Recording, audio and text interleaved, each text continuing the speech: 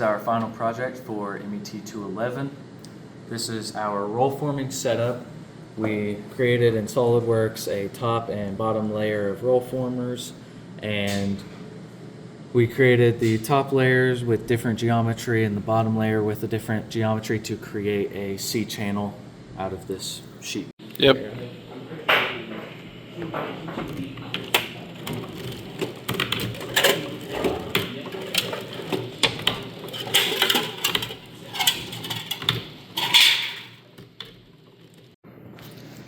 All right, so go ahead and talk about it.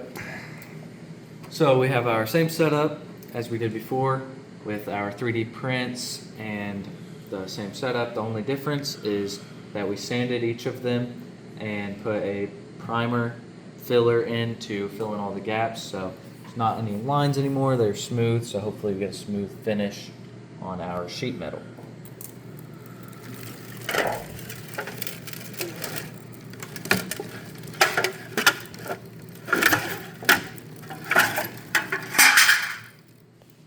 There you go. There is the final one.